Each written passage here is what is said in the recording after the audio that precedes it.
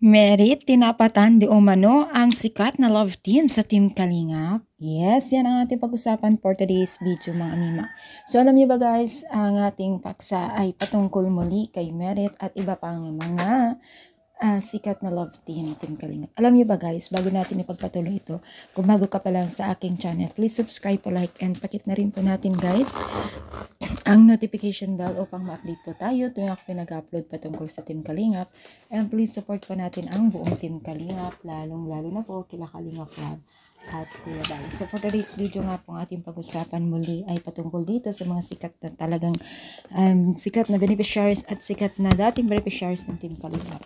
So itong si Medit ay maraming natuwa sa supporters ng Team Kalingap or hindi man, ay maraming natuwa dahil sobrang nakita po nila yung pagtsatsaga po at pagpupursigi po ni Medit na tila habang tumatagal din po ay nagkakaroon din po siya ng chance at sariling tawag nito mga nima, sariling talagang alam mo yung kitang-kita mo yung pagiging big Medit din siya, no?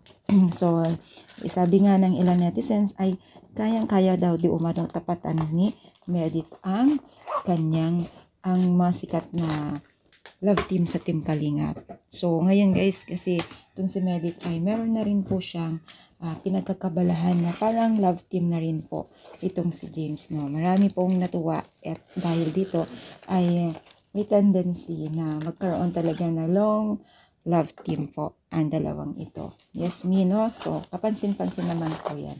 So kayo ba ay sang-ayon din sa pagkakaroon ng love team ni Merit?